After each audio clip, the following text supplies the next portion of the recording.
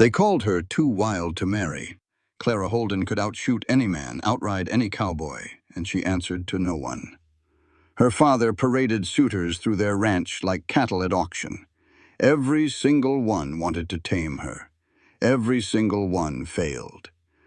Then rustlers attacked, and a mysterious stranger appeared from nowhere, rifle blazing, saving her life in seconds flat. His name was Elias Crow, a wanted man, a former marshal framed for murders he didn't commit, a man running from a powerful enemy who destroyed everyone he ever loved. "Anyone who gets close to me," he warned her, "ends up in the crossfire." But Clara wasn't the running kind. When she discovered the rustlers worked for the same man hunting Elias, a railroad baron who wanted her family's land, she made a choice that would change everything. "You don't have to fight alone anymore," she told him. "I choose you. Now they must take down an empire, or lose everything." Can two people society calls too dangerous prove they're exactly what each other needs? You are not too much. You are simply waiting for someone strong enough to stand beside you, not behind you. True partnership isn't about taming each other. It's about two equals standing together, making each other stronger. If you believe strong women deserve strong love, hit subscribe and join our family. Tell me in the comments, have you ever been told you were too much? And if this story speaks to your soul, share it with someone who needs to know their fire is a gift, not a flaw. The head ranch hand, Thomas, called out, "Miss Clara, your father needs you at the house." Clara didn't even turn from the wild Mustang she'd been working for 3 days. "I'm busy, Thomas," she said, her voice calm. "He says it's important. You've got visitors." That got her attention. Visitors meant another suitor, handpicked by her father to try and tame her. She jumped down from the fence, covered in dust and grit. She figured the dirt under her fingernails would send any fancy suitor running for the hills, which suited her just fine. The Holden house was a monument to her father's success, built by a man who believed in order above all else. His daughter, however, had inherited his stubborn will but none of his patience for civilization.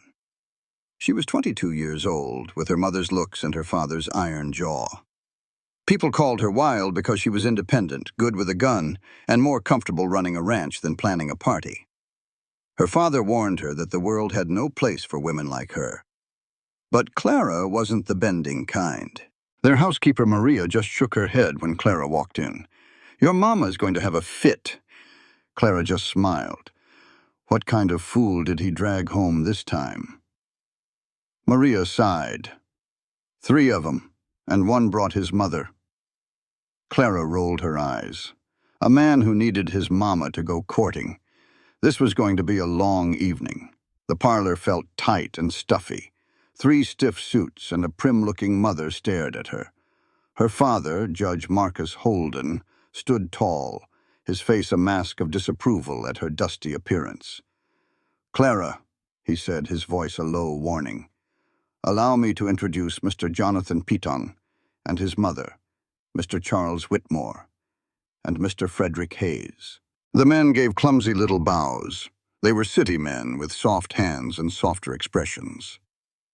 "Gentlemen," Clara said with a nod. Mrs. Piton spoke first, her voice dripping with fake sugar. "My, what an energetic young woman you are." It was code for unacceptable. "I work with horses, ma'am," Clara replied. "It's energetic work." "Working?" asked Charles Whitmore, looking confused.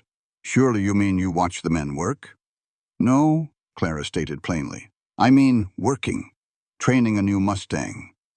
Her father tried to steer the conversation, but Clara wasn't having it. She faced the men directly. "So what brings y'all way out here? I assume my father told you we're a long way from civilized society." "Let's just save everyone some time," Clara said, stepping into the center of the room.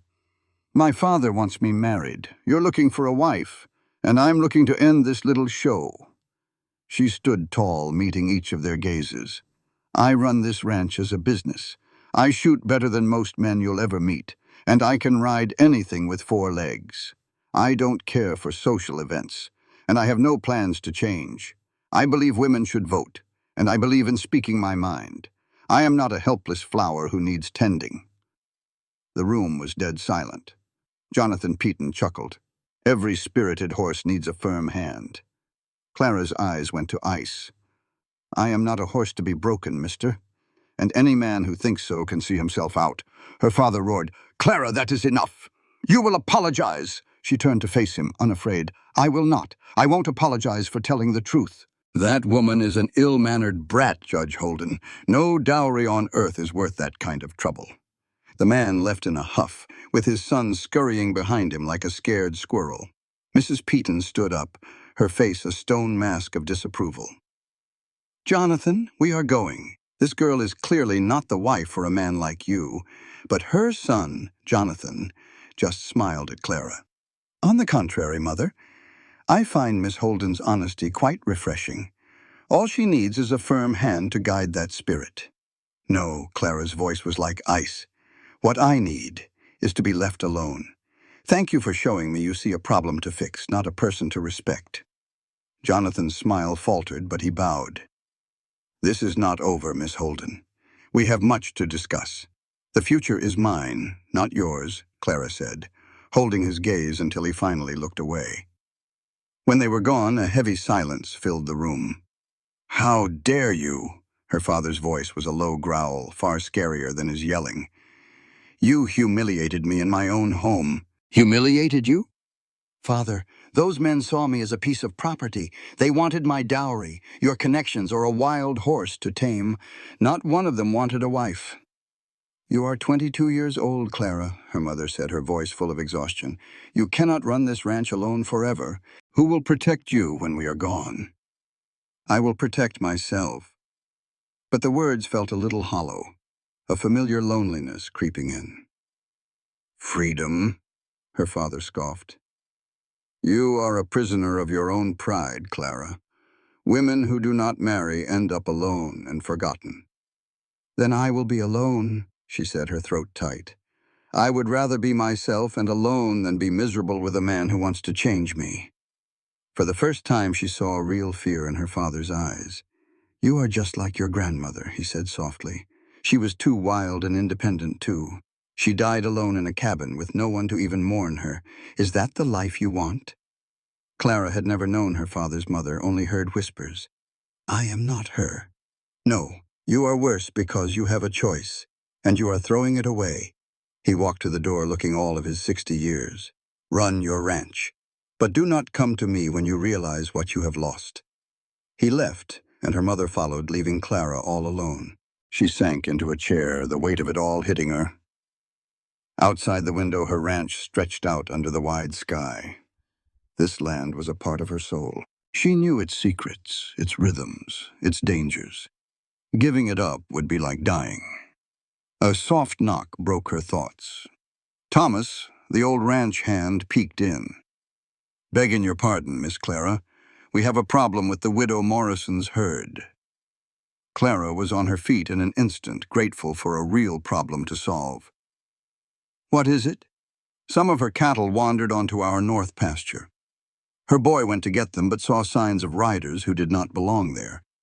He seemed pretty spooked." Forget everything else, Clara was already in motion. "Get 3 men. I will meet you at the stables in 10 minutes.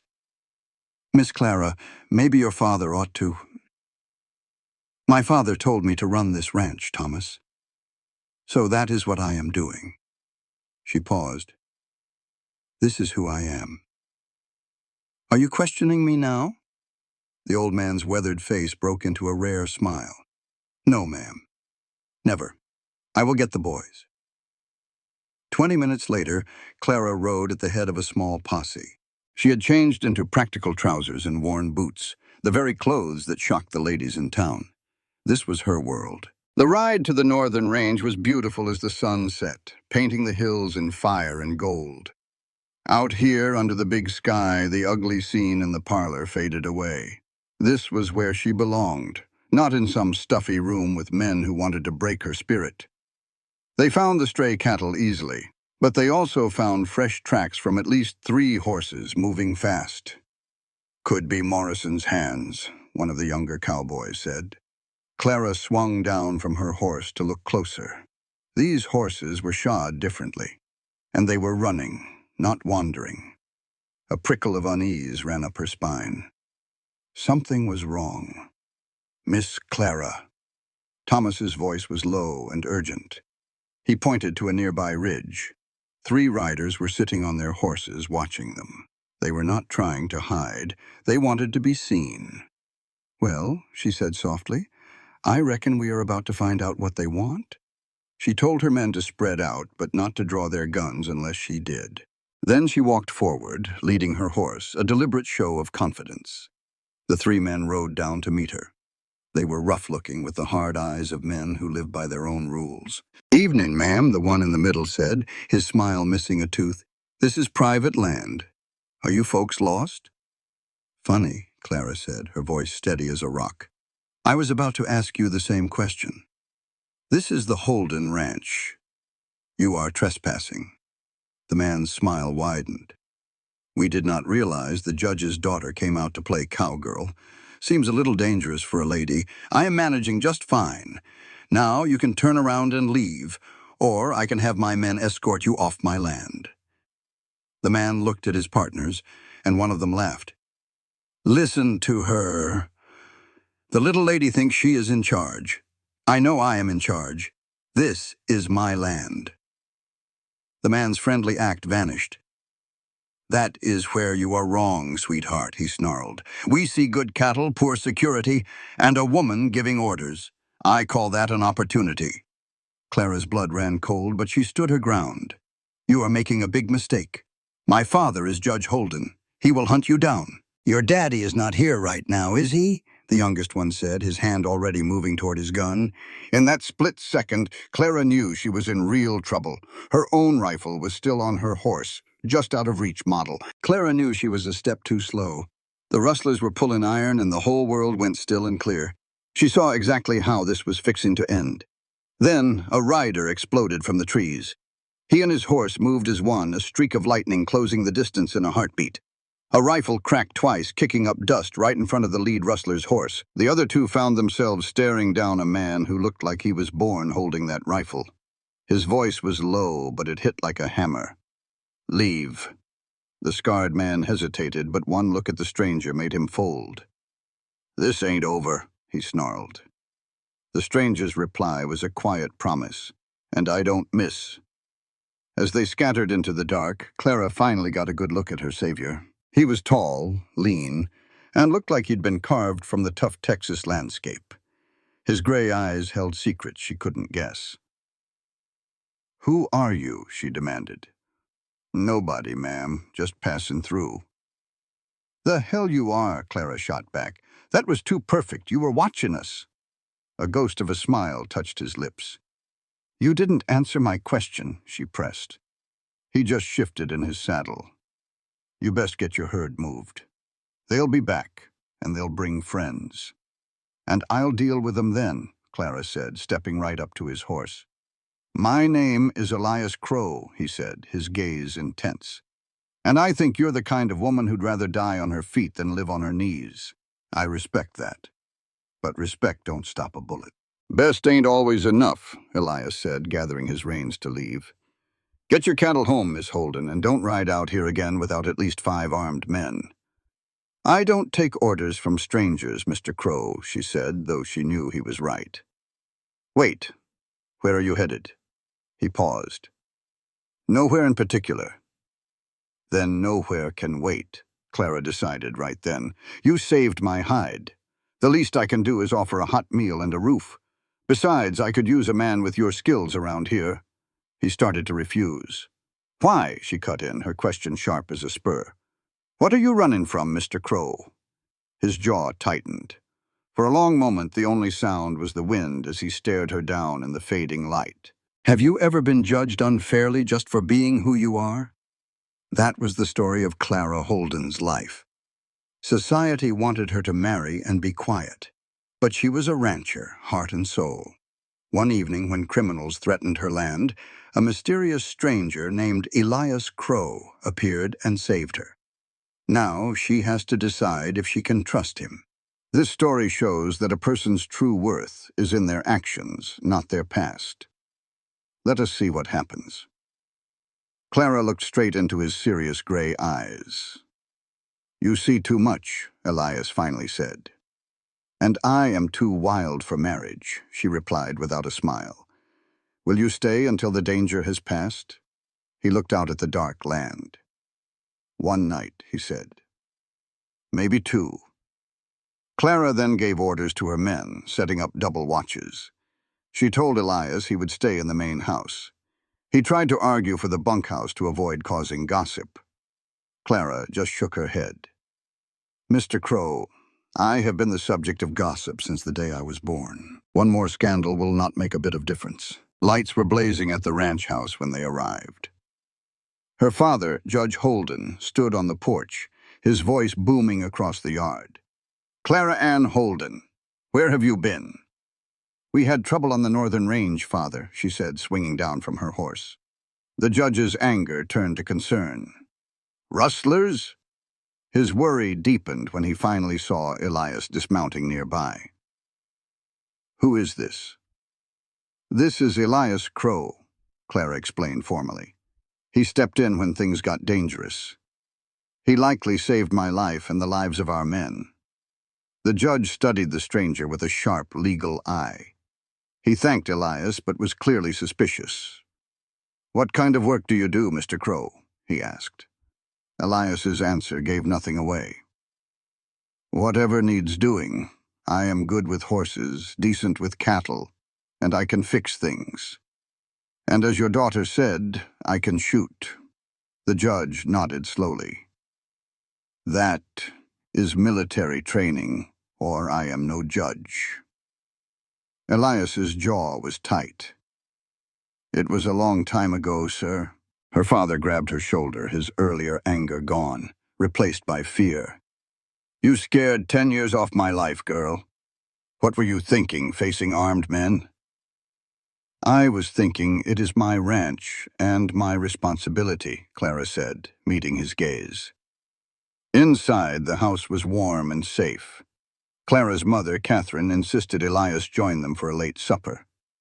The stranger stood awkwardly in the hall, looking as out of place as a wolf in a parlor. At the dining table, her father continued to press him with questions. Elias answered everyone with perfect politeness, but he revealed nothing about his life. He admitted he was once a lawman and had been in the war, but he gave no details. Trying to understand him was like trying to hold water in your hands. After Elias went upstairs to the guest room, Judge Holden turned to his daughter. "That man is hiding something," he said flatly, "and it is something dangerous." "He saved my life, Father." "That does not make him a good man," the judge countered. "It only means he is skilled at violence. Men like him who drift from place to place with secrets are always running from something." Clara's patience wore thin. "You spent all evening trying to marry me off to men who look at me like I'm a piece of property. Now you warn me away from the one man who treated me like an equal, who trusted me to handle myself in a crisis." "Those other men are known," her father argued, his voice tired. "This Crow, he is a danger to you, Clara." "Of course I can sense that," she shot back, standing to face him. "But danger and evil are not the same thing. You are the one who taught me that every man deserves to be judged on his own actions, not his circumstances." Her father sighed, defeated. "Just be careful, please." "I always am," she said. As Clara walked up the stairs, she stopped outside the guest room door. She thought about everything that had happened. Elias had seen her as a partner, not a problem. Her father was right that he had secrets, but her gut told her he was a good man. For a long moment she raised her hand, wanting to knock, wanting to ask him to tell her everything. In the end, she just pressed her palm against the cool wood of the door, then turned and went to her own room. Clara knew that strange man sleeping in her daddy's guest house was trouble, but she was too worn out to care. Outside, under a big Montana sky, 3 rustlers were planning to come back for her cattle. She finally fell asleep, thinking one thing for certain. Life was never going to be the same. When she came downstairs the next morning, there he was, Elias Crow, talking strategy with her ranch hand like he owned the place. He looked up, and for a second, she saw something real in his stormy gray eyes. "Morning, Miss Holden," he said. "Morning, Mr. Crow," she answered, grabbing some coffee. She felt a strange bit of hope bloom in her chest. He told her he had some ideas about her rustler problem, and she smiled right over her coffee cup. "Mr. Crow," she said, "I'm always interested in a good idea." For a woman who'd always been told she was too wild, this new danger felt an awful lot like a new beginning. Standing on the porch, Elias pointed out toward the hills. "Your northern fence is a wide-open invitation," he said, his voice all business. "Those fellas knew it was your weak spot. They can ride right in under cover." Clara saw he was right. Her cowboys were good men, but they weren't soldiers. "They ride the same route at the same time every day," Elias continued. "Anyone with 2 eyes could figure out when to hit you." He laid out a new plan in the air with his hands, talking about lookout points and irregular patrols like a general before a battle. "That'll take more men," Clara said. "And we're already stretched thin." Elias paused, looking out at the horizon. "Or I could stay a bit. Train your men. Show 'em how to set up a real defense." Clara looked at the hard line of his jaw. "I thought you were just passing through. Why do you care what happens to us?" Elias was quiet for the long spell. "I've seen what happens when folks are left defenseless," he said, his voice low and heavy. "Seen lives torn apart because someone who could have helped decided it wasn't their problem." He turned and met her gaze. "I won't be that person again." The weight of his past hung in the air between them. Clara knew better than to ask what happened. All that mattered was the here and now. "Yes," she said, simple as that. "We need your help." Her father wouldn't like it one bit, but this was her ranch, her decision. "You're hired, Mr. Crow. You work, you get paid." She stuck out her hand, and he took it. His grip was firm and steady, a promise of strength she desperately needed. With a nod, he said, "All right then, let's get to work." And just like that, the quiet drifter became their commander. By noon, the ranch was moving with new purpose. Elias rode out with Clara to the northern range. "They'll have a camp nearby," he said, reading the ground like a book. "Probably up in those hills, watching our every move." One of the hands wanted to ride out and fight them then and there. "No," Elias said, his voice sharp. "That's what they expect. We let 'em think we're scared. We make 'em come to us on our terms." The idea of waiting made Clara's skin crawl, but she knew he was right. Just then, another rider came up fast. "Miss Clara, it's the widow Morrison. The rustlers have been bothering her, too." Clara's jaw tightened. Of course they had. A widow with a young son was a perfect target for cowards like them. She was even more vulnerable than they were. "Then we'll help her," Elias said without a second thought. "They're counting on picking you off one by one." The Morrison place was smaller, nestled in a valley that was pretty but hard to defend. Margaret Morrison, a woman who looked like she'd fought for every sunrise, came out to meet them. After introductions, they all gathered inside around a map. Elias didn't sugarcoat it. "Ma'am, you're too isolated out here. If they hit you hard, help won't get to you in time." Margaret's voice was tight. "This is my home. I'm not running." "I'm not asking you to," Elias said gently.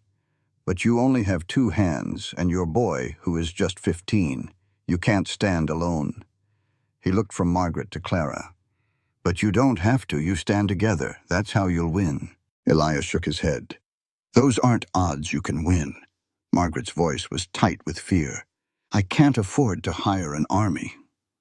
"You don't need one," Clara broke in. "We'll join forces. We'll post our men here, coordinate patrols. If they hit either one of us, we all ride." Elias nodded in approval. "She's right. We can use your place as a watch post, get an early warning." They spent the next 2 hours making a plan. Riding back, Clara said, "You were good with her." You made her feel like a partner.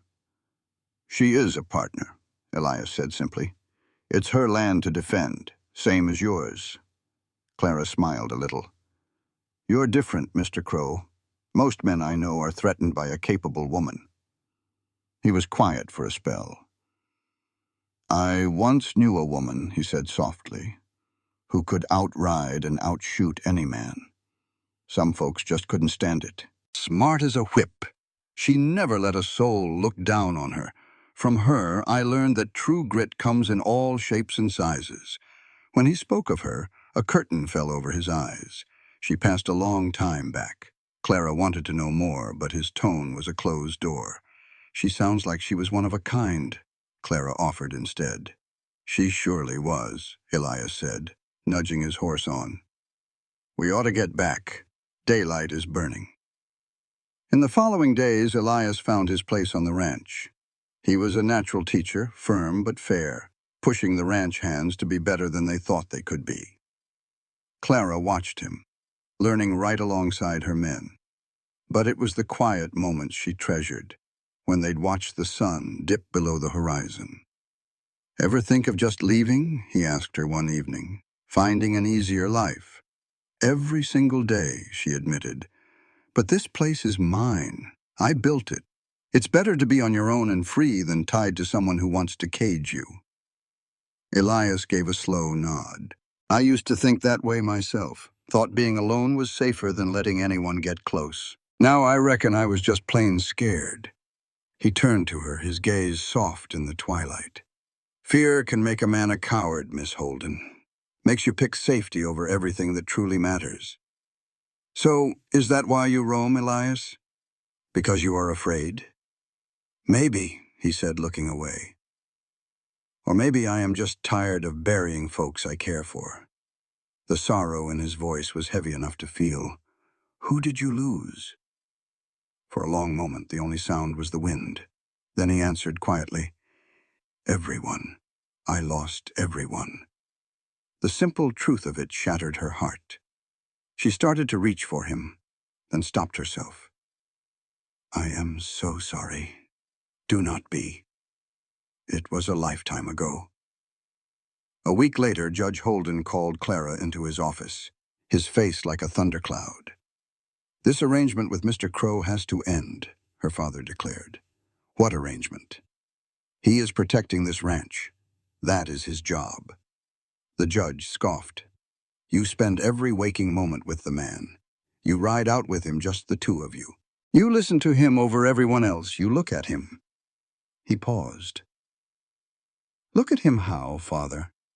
Like he is the center of the world. Your father's voice was stern. You know nothing about him. I trust him. In 1 week, he has done more to keep us safe than anyone. This is not about protection, her father said, his voice softening. I see the way you two look at each other. This will not end well for you, Clara. You are just seeing things, she said, feeling her face flush. Am I? You have never looked at any other man the way you look at Elias Crow. That is because they all wanted to own me, to change me. Elias is not like that. Elias, is it now? Her father sighed. He is a dangerous man, Clara. Not just with a gun, but because he makes you hope for things you can never have. And what can I not have? She challenged. A partner who sees me as his equal? Men like Crow do not put down roots. They are always running from something. When their past finally catches up, they will disappear without a second thought. Is that what you want? To build a life on shifting sand? She knew her father was right about one thing. Elias never promised to stay. I know he will leave, she said softly. Then why do you do this to yourself? Because he makes me feel alive. Me. He sees my strength as a gift, not a flaw. Clara looked her father straight in the eye. You wanted me to find a husband. Maybe I am finally learning what that means. It is not about what society wants, but about finding someone who wants me, just as I am. And when he leaves, what then? Then I will carry on, just like I always have. I would rather have something real for a little while than a lifetime of pretending. That night, sleep would not come. She kept picturing Elias, the way he kept a careful distance, the way he looked at her like he was trying to memorize her face. She slipped out of the house and saw his silhouette on the bunkhouse porch, keeping watch in the dead of night. "Cannot sleep either?" she asked. He turned, a faint smile on his face. "Old habits die hard." She sat near him. "Your father is right to worry about me. You heard us?" Sound travels in the quiet.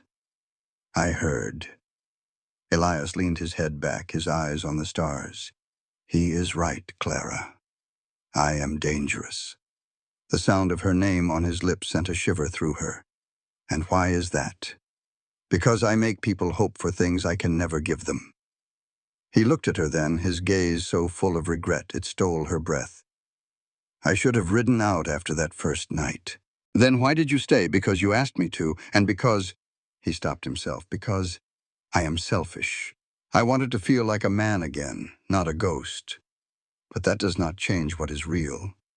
"And what is real, Elias?" "Reality is that I have enemies who will never stop hunting me. Reality is that I have been on the run for 3 long years." He spoke with a raw honesty that hurt to hear. "Anyone who gets close to me ends up in the crosshairs. Who are these people? What did you do?" He was quiet for a long time before the story finally came out. "I was a marshal back in Kansas. Good at my job, maybe too good.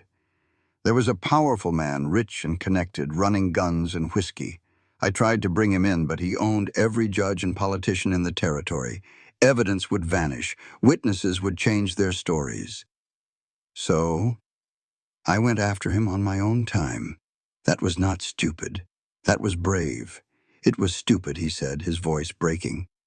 "He found out what I was doing, and he murdered everyone I ever cared about. My partner, his family, a woman I loved. He burned them out and made sure everyone pointed the finger at me." Clara felt a chill run down her spine. "They blamed you?" "There was no proof I did not do it. I was the one man connected to all of them, and that monster had all the power." Elias finally turned to face her. "I ran because if I stayed, I'd hang for something I didn't do, or I'd kill him and hang for something I did. So I drift." "That's why you're so careful," she realized. "That's why I can't stay, Clara. If his people find me, they won't care who gets caught in the crossfire. You'd become a target just for knowing me." "This man has a name?" "Thomas Gaines," he said, the name tasting like poison. "A railroad baron with enough money to buy any justice he wants. He's been expanded into this territory." A chill went through her. So he could be close. "Now, do you see why I have to leave?" Elias asked, his voice low. "I see you're scared, and I see why," Clara said, holding his gaze. "But you can't run forever, Elias. Sooner or later you have to stand and fight." She reached out and took his hand.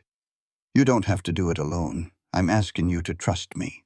A shout from the northern range cut him off. Thomas came running, breathless. "Miss Clara, the Morrison place, there is fire on the horizon." They wasted no time. Within minutes they were riding hard toward the ranch with 6 armed men. The orange glow grew and Clara's heart pounded with fear. As they topped the last hill, they saw the house engulfed in flames, with riders circling it like vultures. "Rustlers," Elias said grimly. "They are trying to pick us off one by one." Clara drew her rifle. "Then they are about to learn we do not scare easy." She gave the orders. "Thomas, you take 3 men and circle east. Drive them toward the creek. We will push from here." When Thomas told her to stay back, she refused. "This is my fight, too." Elias nodded, the soldier in him taking over. "Stay close to me," he warned. "These men will kill." She replied, "So have you. Let's finish this." They charged down the hill. The rustlers were caught completely by surprise, trapped between 2 angry forces. The fight was quick and brutal. Clara fired with deadly accuracy, pinning the rustlers down. She saw the scarred leader from before. He spotted her and charged, murder in his eyes. But Elias was quicker. He moved his horse between them and fired his rifle once. The man fell. The rest of the rustlers broke and scattered into the night. Elias stopped Clara from giving chase. "Let them go," he said. "We need to help Mrs. Morrison." The house was a total loss, but near the barn they found Margaret, her son Tommy, and their hands, all safe but shaken. "They came so fast," Margaret cried as Clara held her. Tommy, his young face hard with anger, clutched a rifle. "We shot back, Mama. We did not just let them." Elias spoke gently to the boy. "You did well, son. You protected what matters most. Buildings are just wood and stone." As the sun came up, Clara looked at the blackened shell of the house. "She cannot stay here," she told Elias. "Not until we deal with them." Elias agreed. "They will be back, and with more men. We hurt them tonight." Clara's jaw was set. "Then we need to find them first. Hunt them down." Elias advised patience. "That is what they will expect. We need more information. We need to find out who is feeding them supplies in town. We find that person, and their whole operation will fall apart." He could see she wanted revenge, not patience. "I know you want to hit back," he said softly. "But smart fighting beats angry fighting every time. Trust me." And she realized she did, completely. "All right," she said. "We do it your way. But they will pay for this." His voice was like steel. "I promise you, Clara, we will end this." "Your father thinks I am a bad influence," he said with a small grin.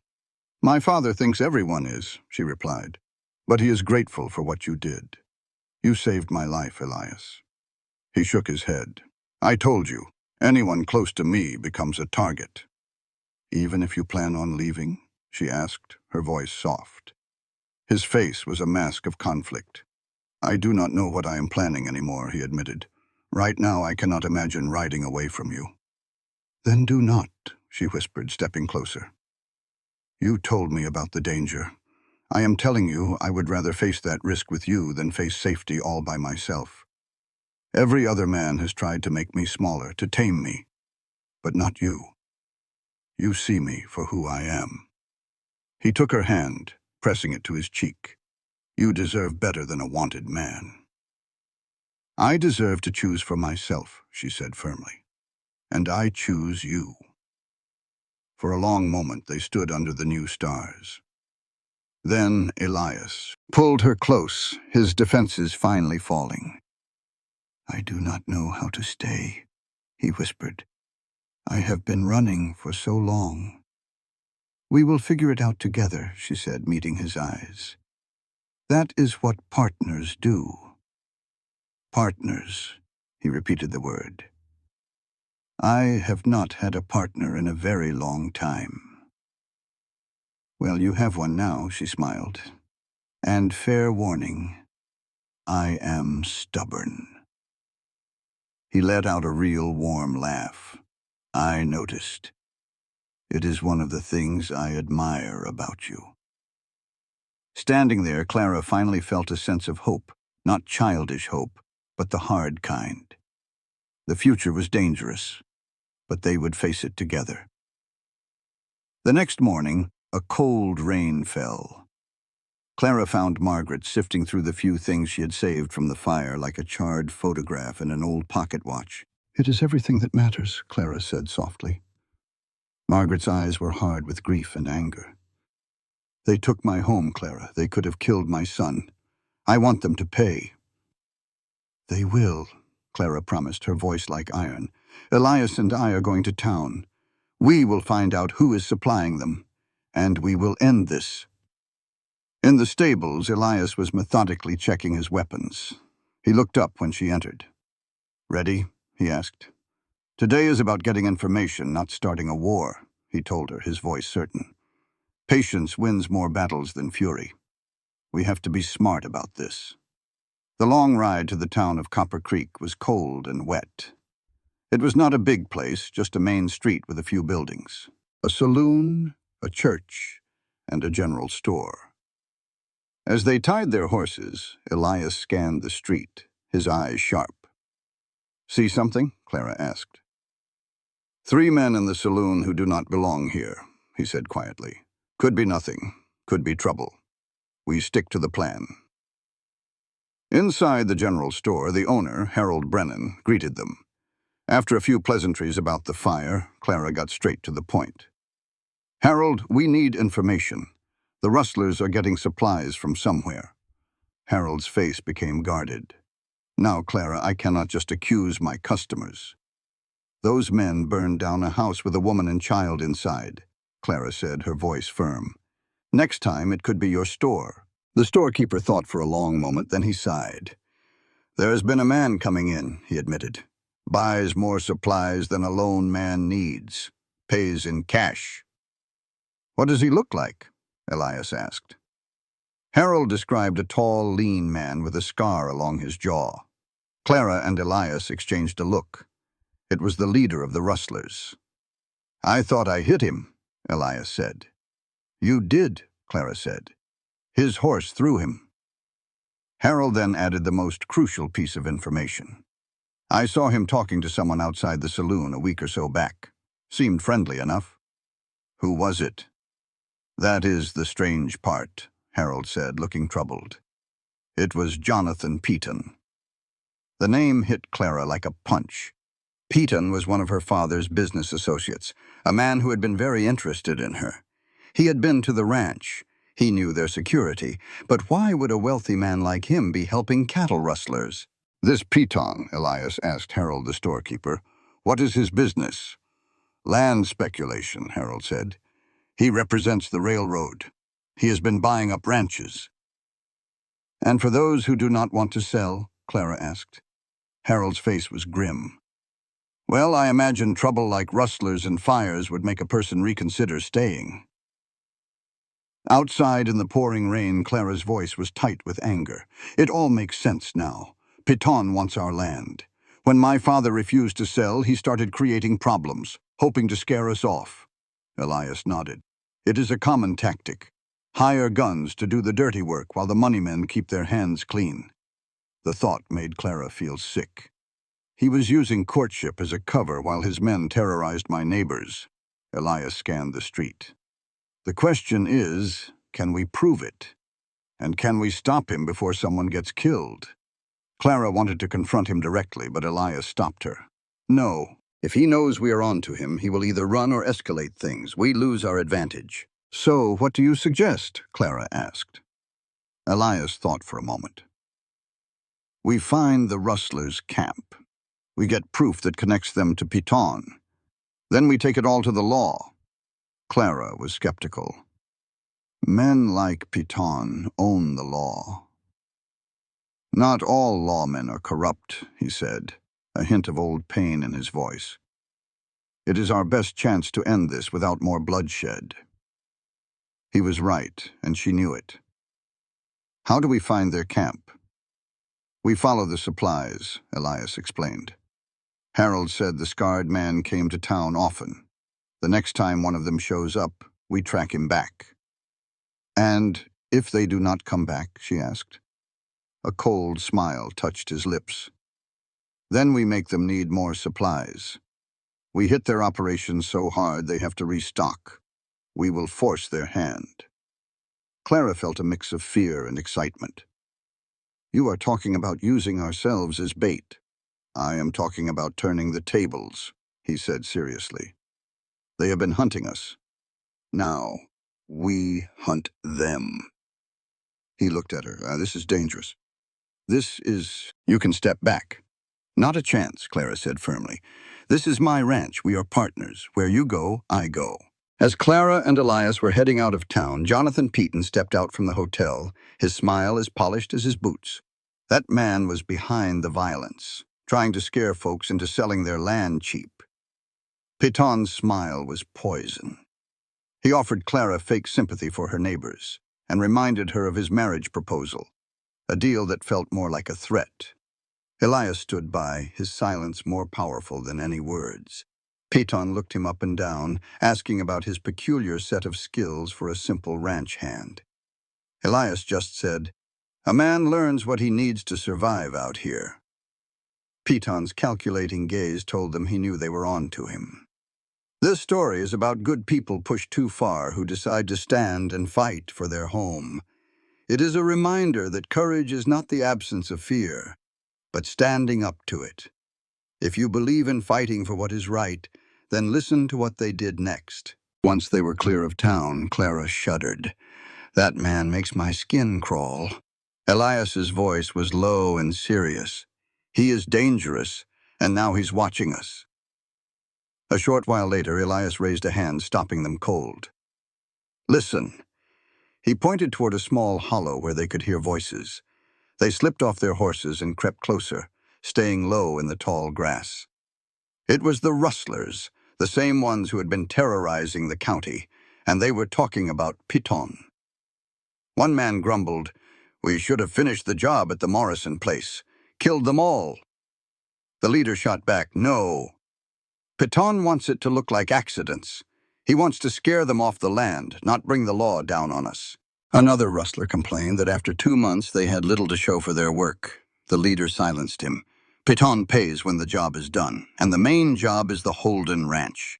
Once we take them down, the rest will crumble." He then laid out the plan.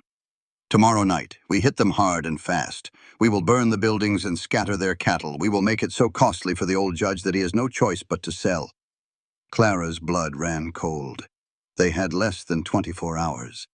Elias touched her arm and they slipped away as quietly as they came. Back on their horses, they raced toward home, the setting sun casting long, dark shadows across the prairie. They had to warn everyone. They had to prepare for a war. At the ranch, there was no panic, only grim determination. Thomas, the foreman, spoke for everyone. "This is our home. We will fight for it." Elias took charge, his quiet confidence calming everyone's nerves. He was no longer a drifter, but a commander. He laid out a plan to turn the ranch into a fortress with firing positions and fallback points. Judge Holden came out, his back straight and his eyes like steel. "No one drives me from my land."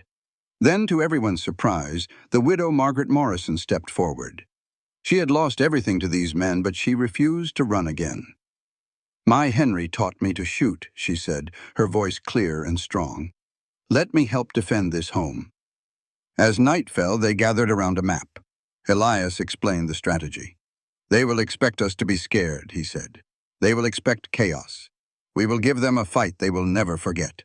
"What if they got more men than we're counting on?" Billy asked, his voice tight. Elias stayed calm, a rock in a river. "Then every bullet finds a home. I have seen worse odds and walked away. We just need to be disciplined. We hold our ground, save our lead, and trust the man next to us." Judge Holden looked over the map. "What about Piton? Even if we run these fellas off, he is still out there." "One fight at a time," Elias said. "First, we make it through the night. Then we handle Piton." "How?" Clara asked. "He has money and friends in high places. He will find a way to walk free." Elias looked her square in the eye. "Not if we drag him into the light for everyone to see. There will be nowhere left for him to hide." The hours before dawn crawled by. Clara found herself in the kitchen where Elias stood quietly beside her. "Are you scared?" she asked. "Terrified," he admitted. "But fear keeps you sharp. It is only a problem when you let it freeze you up." "I have never been in a fight like this," she said. "The waiting is the hardest part." Clara faced him. "Promise me you will get my mother and Margaret out if things go south. Just save them, Elias. Promise me." He nodded slowly. "I promise. But it will not come to that. We are going to win." "How do you know?" "Because we are fighting for our home and our people. They are just fighting for coin." He took her hand. "That makes all the difference in the world." They stood there, drawing strength from one another in the quiet kitchen. Clara thought about the choices that brought her here, to this moment with this man. She would not change a single one. "I am glad you stayed," she said softly. "Whatever happens, I am glad you are here." Elias kissed her hand. "So am I." For the first time in 3 years, I feel like I am right where I belong. The sun rose on a clear, cold morning, a perfect day that did not suit the violence to come. Everyone tried to act normal, but the air was thick with tension. Clara checked her rifle and ammunition, going over the plan in her head until it was second nature.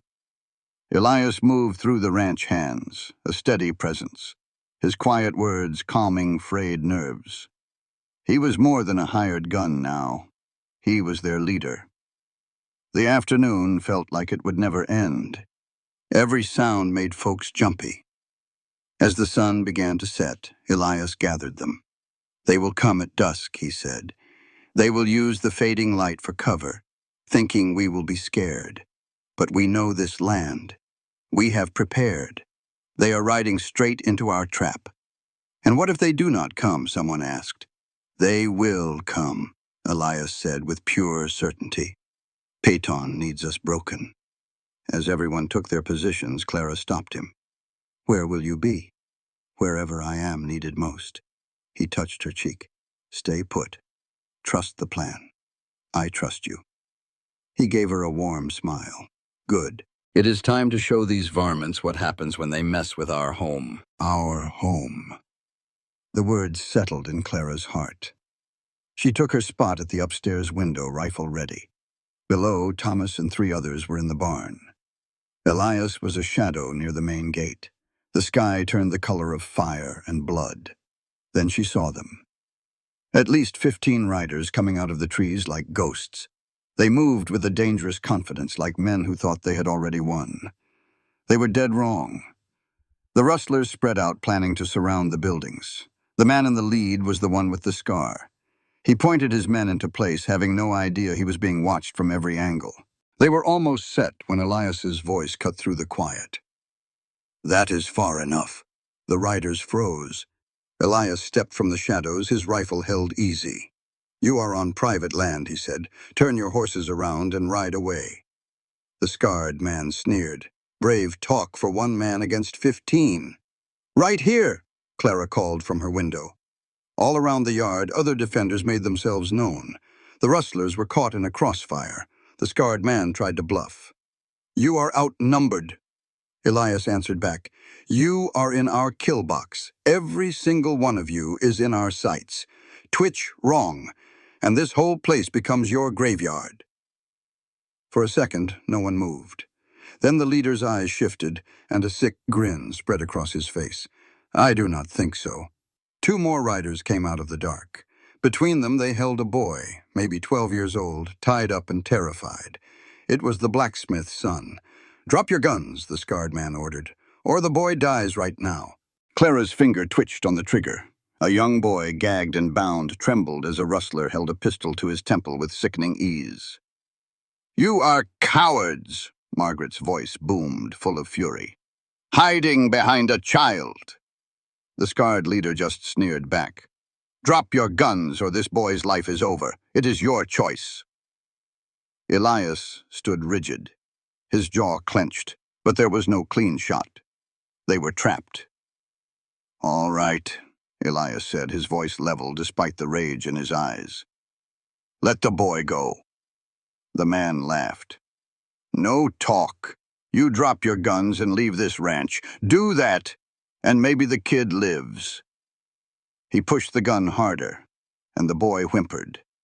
This was not a fair fight. This was evil. Judge Marcus Holden appeared on the porch, his face grim. "Harm that child," the judge said, his voice low and dangerous. "And there is no corner of this territory where I will not hunt you down to see you hang." "Big talk from a man with no power," the leader mocked. "Here is what happens now. The judge signs the deed to this ranch over to Mr. Peyton. Then you all ride out with nothing. Refuse, and we start with the boy, Peyton." The name came out of Elias's mouth like a curse. The leader grinned. "Mr. Peyton gets what he wants. The question is, Judge, is your pride worth more than a child's life?" Clara saw the struggle on her father's face. He had built his life on law and justice, on never backing down. "Father, no," Clara pleaded. "You cannot trust them. They are murderers." One of the other rustlers shifted his feet. The girl has a point. The scarred man shot him a look that could kill. Shut your mouth. He turned back to the judge. The clock is ticking. You need to make a choice. Elias suddenly changed his tone, his voice turning cool and sharp. You are getting sloppy, he said to the leader. Taking a child hostage is an act of pure desperation. The leader's eyes narrowed. Watch your mouth. This brings the territorial marshal, Elias continued, ignoring him. Piton's money cannot stop a hanging charge for kidnapping and murder. The rustler scoffed. Not if there are no witnesses. You plan to kill everyone? Elias asked. This family, their ranch hands, the widow, the boy? That is a lot of bodies, that is a lot of questions. Is Piton's money really worth all that? Doubt began to spread among the men. He is right, another rustler said. This is not what I signed up for. The leader was losing control as his men realized they were just loose ends in a bigger, bloodier plan. We follow the plan and we get paid, the leader yelled, trying to hold his crew together. Nothing is ever simple when you work for a man like Thomas Gaines, Elias said quietly. The name hit them like a physical blow. The scarred leader's face went pale with shock. How do you know that name? He demanded. Gaines and I have a history, Elias said, his voice like ice. He uses people up and then throws them away. Piton is his man, and you are all just tools. When this is over, you will be loose ends that need to be tied off. The doubt turned into open fear. The leader, seeing his plan fall apart, became a cornered animal. Enough, he screamed, pulling the boy back. Before he could say another word, a rifle shot cracked from an upstairs window. Margaret's bullet tore through the gun hand of the man holding the boy. At the exact same moment, Elias moved like lightning. His rifle fired in a single fluid motion. The scarred leader's hat flew from his head, the bullet a hair's breadth from his skull. The message was unmistakable. Let the boy go, Elias commanded. Now! The standoff shattered. Thomas burst from the barn and scooped up the frightened child, carrying him to safety. Kill them all! The leader screamed in fury, but his men were already breaking. Some threw down their guns, while others turned their horses and fled. The fight that followed was short and decisive. Clara fired with a steady hand. Margaret's rifle provided deadly accurate cover from above. But it was Elias who moved through the chaos like a storm, disarming one man, downing another's horse, forcing a surrender. He was a warrior protecting the innocent. The scarred leader, his operation in ruins, made one last desperate charge at the main house, his gun blazing. He never made it. Judge Holden stepped out onto the porch, holding an old army revolver, and put an end to the fight for good. Elias fired once, and the lead rustler's horse went down hard. Just like that, the fight was over. The rest of them saw the rifles pointed their way and gave up without another word. As they were tying up the prisoners, Elias walked over to Clara. You did real good, he said, his voice quiet. That was true bravery. She shook her head. I was scared to death the whole time. He gave a small smile. So was I. But courage isn't about not being afraid. It is about refusing to let that fear win. That's the lesson right there, folks. True grit isn't having no fear. It is saddling up anyway. Just then, Thomas brought the rescued boy over, safe and sound. But Judge Holden walked up, his face grim. He said these men worked for Piton, and without solid proof, that snake would just deny everything. They needed something that tied him directly to all this trouble, something that would stick. They put the prisoners in the barn, and Clara faced their scarred leader. This was the man who had burned homes and threatened a child. Elias got right to the point. Friend, you are looking at a long drop and a short rope for kidnapping, arson, and a dozen other things. Your only chance is to tell us everything you know about Piton. The man sneered that Piton would get him a lawyer, but Elias just shook his head. Or will he cut his losses and let you hang? That is what men like him do. Clara leaned in close. My father is the judge in these parts. He is standing right over there. Your cooperation is the only thing that will matter when it comes to sentencing." That finally broke him. The man's shoulders slumped. He admitted Piton was just the middleman. The real boss was Thomas Gaines, a railroad man who wanted all the valley land for a new line and hired Piton to get it cheap, by any means necessary. Elias told him they already figured that much. What they needed was solid proof. The man finally gave it up. "There is a ledger," he said, his voice bitter. "Piton keeps it in his hotel room. It lists every payment, every order, everything." He told them exactly where to find it, hidden in a secret panel behind a mirror. He remembered because he saw Piton use it once. A ledger was the smoking gun they needed. Back in the house, they made a plan. "I will go," Elias said right away. "Not alone you will not," Clara said, her voice firm. "This is my fight, too." Her father hated the idea but had to agree. "Two people have a better chance than one, but you must be careful." They figured they had a few hours before Piton knew his men had been captured. They got ready quick, changing into dark clothes. Elias handed Clara a knife. "Just in case," he said.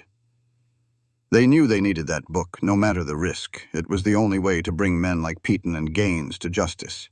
They pushed their horses hard, reaching the sleeping town of Copper Creek under a sky full of cold, uncaring stars. Elias the marshal got them through the hotel's locked back door, with a skill that spoke of a long career. On the second floor, they crept toward the corner room. Piton's voice carried right through the thin wood, full of arrogant confidence.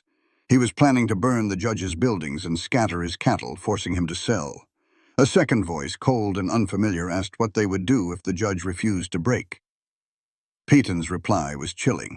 He said that tragic accidents happen all the time on the frontier, especially to a man's only daughter. Ice flooded Clara's heart. He was plotting her murder like it was just another line item in a budget. In the dark hall, Elias's hand found hers, a silent promise to keep her safe. Then Piton mentioned a ledger, the proof of all their crimes. He planned to destroy it soon, wiping the slate clean. They had to act now. A moment later, a tall, well-dressed man left the room, leaving Piton alone. Elias whispered, "I need to get in there. Cause a distraction." Clara nodded, her mind racing. "I will scream fire in the lobby," she said. "That will bring everyone running." Elias agreed. "Give me 30 seconds after he's out. I'll get the book." Clara hollered, "Fire! The kitchen is on fire!" That got everyone moving. The clerk shot up from his nap and doors flew open all over the hotel. She heard Piton demanding to know what all the ruckus was about. She counted to 30, saw him marching down the stairs in his nightrobe, looking mighty put out. Then she yelled, "False alarm, folks! Just a candle fell over. It is all out now." A whole lobby full of grumbling followed. Piton gave her a hard look, but she was already apologizing to the clerk. "Better to be safe than sorry," she said. Once Piton was back in his room, she waited a good long while before heading up. Elias was in the hall, a big leather book tucked under his coat. "Got it," he said, his face like stone. "Let's ride." They were halfway back to the ranch before he pulled out the ledger. It was worse than they imagined. Page after page listed payments to rustlers and bribes to lawmen. The last page was a letter from Thomas Gaines himself, laying out the whole crooked scheme. "This is it," Clara whispered. "This will ruin them." Elias shut the book. "We have to move fast. Once Piton knows this is gone, he will run." When they got back, Judge Holden was waiting on the porch, worry etched on his face. Clara held up the book. "We got it. Every crime right here in his own handwriting." "We have him, Father. We have them all." The judge took the book, his hands shaking. He flipped through the pages, his face growing darker with every one. "This is conspiracy, fraud, and a whole lot more. Piton will hang for this." He looked at Clara, his eyes full of pride. "You saved this valley, daughter. You and Mr. Crow." But Elias just stared out at the horizon. "It is not over yet," he said. "Gaines is still out there. Men like him do not forgive." Clara felt a chill. "Are you saying he will come after us?" Elias turned to them. "I am saying he will try. We need to be ready." Clara stood tall. "Then we will face him, together." The sun was coming up, lighting up the ranch. Margaret came out with Tommy, whose parents were right behind her. They hugged their boy like they would never let him go, thanking everyone with tears in their eyes. Clara watched them and knew this was what they fought for. Not just land, but for good people to have a safe place to call home. By midday, word came from town. They had arrested Piton just as he was fixing to skip town. The ledger was all the proof they needed. The marshal, a tough old man named Carson, said, "Piton will try to blame Gaines, but Gaines has powerful friends. Getting to him will be a whole different fight." Elias nodded. "One battle at a time." But Clara saw the worry in his eyes. She took his hand. "Whatever comes," she said, "we face it together. You are not alone anymore, Elias." He looked at her then, and she saw the last of his walls come down. "I am tired of running," he admitted. "Tired of being scared to build something just to lose it." "Then stop running," she told him. "Stay here. Build something with me." She squeezed his hand. "I love you, Elias Crow. The only question is if you are brave enough to let me stand with you."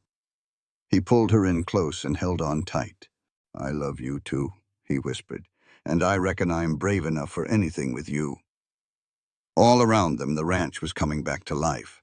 Folks were making repairs, choosing to build again, even with danger out there. This was the frontier, and Clara had found her place in it, standing beside a man who saw her strength. The war with Thomas Gaines was not over, not by a long shot. But as Clara stood in Elias's arms, she knew one thing for certain. Whatever came next, she would not face it by herself. She had found her partner. She had found her home. 2 weeks went by. Piton was in jail, and his hired guns were all turning on each other to save their own hides. The case was solid. But Thomas Gaines had gone quiet. To most, it looked like a victory. Elias knew better. "Men like Gaines do not give up," he told Clara one night. "They regroup. His silence worries me more than his threats ever did." "So what do we do?" she asked. "Spend our whole lives waiting for his next move?" "No," Elias pulled up his horse, his eyes fixed on the mountains. "We are taking this fight straight to Gaines. We will drag him into the light, so he has nowhere left to hide." Clara saw the hard line of his jaw. "You mean to finish what started 3 years ago?" He turned to her, his gaze intense. "I mean to end it for good. But that means riding to his home turf in Kansas and walking right back into the danger of being arrested for murders I did not commit." "Then we ride together," Clara said, plain and simple. "I am not asking you, Clara, and I am not asking you, I am telling you," she insisted. "We face this man together." That evening they stood before Judge Holden. He would not hear of it. The plan was a fool's trap. Elias argued that their only advantage was surprise. "We hit him where he lives before he knows we are coming." "With what proof?" the judge demanded. "Petton's ledger is not enough. A slick lawyer would tear it apart in court." "Then we get more proof," Elias said, leaning in. "A man like Gaines keeps detailed records to protect himself. We find those records and we ruin him." Catherine, Clara's mother, finally spoke. "Marcus, they are going whether we like it or not. The only question is if we help them." She stood by her daughter, a quiet strength in her eyes. "This man is threatening our family. We cannot just sit and wait." Margaret agreed. "You have to meet men like Gaines head on. There is no other way." The judge looked at the determined faces of the 3 women, then gave a heavy sigh. "All right," he relented, "but we do this by the book. I will contact men I trust in Kansas, judges and marshals who are not for sale. But you must promise me you will be careful." "We promise," Clara said, knowing full well that just going was a risk. After 3 days of hurried preparations the night before they left, Clara's father came to her room. He held out a small leather case. It was your grandmother's. Inside was a delicate silver locket. It held two tiny pictures of a woman who looked just like Clara and a rugged man in frontier gear. Everyone said she was too wild to make it out here, Judge Holden said softly. She built a life on her own terms and raised me by herself. She taught me what it means to stand for what is right. But you always told me she died alone, Clara said, her heart aching. I was wrong, he admitted. The truth is, I was afraid. I saw her strength in you, and I spent your whole life trying to smother that fire instead of celebrating it.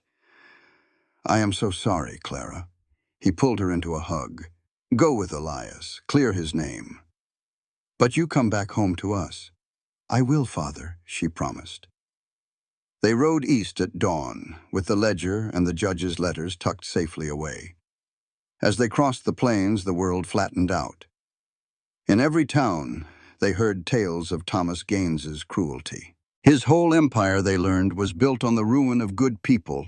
In Nebraska, a woman named Sarah, who had lost everything to him, told them he was untouchable. We will see about that, Elias promised her. 3 weeks later, they arrived in Dodge City. It was a bustling railroad town, a place Elias knew from his younger days as a marshal. After meeting with several of the judge's contacts, they finally found the right man. William Garrett was a federal marshal who had been chasing Gaines for years. I have witnesses and evidence of fraud, Garrett told them. But the one thing I need is Gaines's master ledger. It is a record of every crime he has ever committed. That book is the key to bringing him down for good. Elias needed that ledger to ruin Gaines. Marshal Garrett had been searching for it for 3 long years. He warned them, "Y'all are either brave or plain foolish. Gaines owns this town, and he'll know you're here by sundown." But Clara had a plan. "Good," she said. "Let him worry. We'll get loud and make him nervous. A nervous man makes mistakes." They spent the next 2 weeks stirring up trouble, and it worked. 3 of Gaines's men, looking more like bankers than thugs, cornered them. The lead man said, "Mr. Gaines would like a word." Elias knew this was their chance. "Tell him we're coming, and we ain't scared of him." They were led to a mansion that screamed of new money and power. Behind a giant desk sat Thomas Gaines, a man about 60 with silver hair who could look like a saint or a sinner. He offered them a seat, but no whiskey. "You've been a real thorn in my side," Gaines said, smiling. "A wanted man and a rancher's daughter." "You framed me," Elias stated plainly. Gaines's smile turned cold. "Prove it. You were the perfect person to blame." Clara cut to the chase. "Why are we here?" Gaines leaned forward with a deal. He'd pay triple for her father's ranch, enough for them to disappear and live a rich life, far away from his business. Elias knew the catch. "In exchange for what?" Gaines's friendly mask dropped. "You disappear. The investigation ends. If you refuse, things get real unpleasant for everyone you love. I've crushed better men than you." But Clara stood tall. "We're not playing your game, Gaines. We're changing the rules."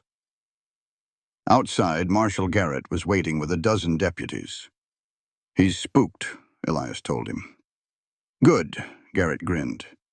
"While you were talking, we found his private office at the railroad. Judge signed the warrant an hour ago." That night, they raided the building hard and fast. An hour later, Garrett walked out holding a metal strongbox. Back at his office, a locksmith popped it open. Inside was the ledger detailing 30 years of Gaines's crimes, including the murders he framed Elias for, all in his own handwriting. At dawn, federal marshals surrounded Gaines's mansion. There were no polite invitations this time, just chains. His whole empire crumbled in a week. 2 weeks later, a federal judge officially cleared Elias's name. The paper in his hand ended 3 long years of running. He looked at Clara, his eyes wet with tears. "It's really over." "Yes," she said, taking his hand. "Now we can go home." Back in Montana, Judge Holden and Catherine were waiting on the porch with hugs that held years of hope. As the sun set over the mountains, painting the sky in fiery colors, Elias turned to Clara. I want to marry you, right here on this land. I want to build a real life with you. Clara's heart felt like it would burst. Yes, 1,000 times yes. She touched his face. You have yourself. That's all I've ever wanted.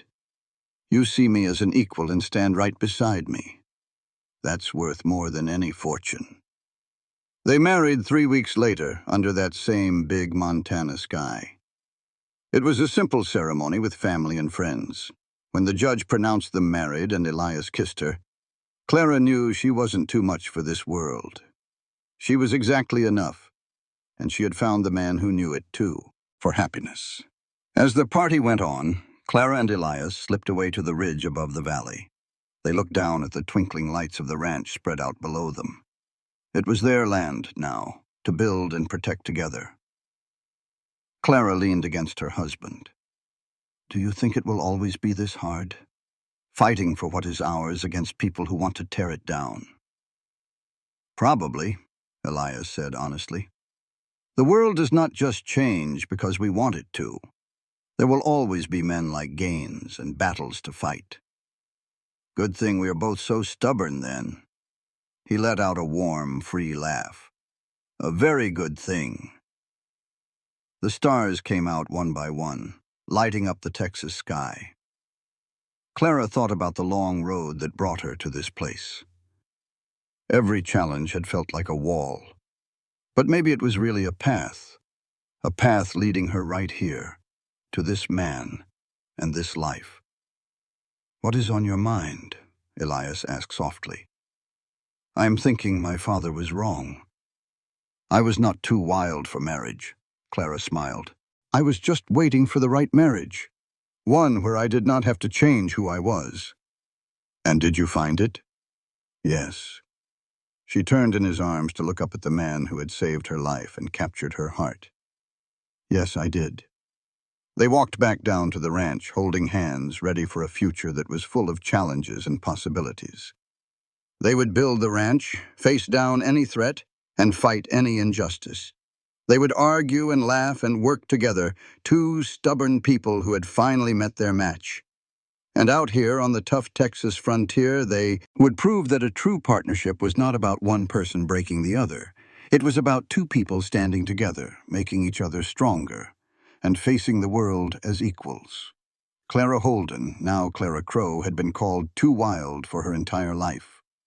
But standing there with her husband, their future stretching out like the endless Texas sky, she finally knew the truth.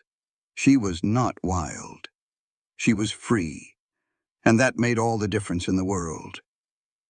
The eternal stars wheeled overhead, watching the ranch house lights burn brightly against the dark.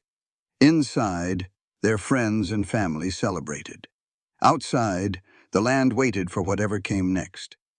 And in that space between, two people who had fought for the right to love each other walked into their future together. It was everything Clara had never known she wanted, and it was perfect. This content was carefully researched, developed, and manually edited by our team to deliver meaningful stories with valuable life lessons. Every narrative is crafted to entertain, inspire, and empower our audience. We believe that great stories can change lives, and we are committed to bringing you content that matters.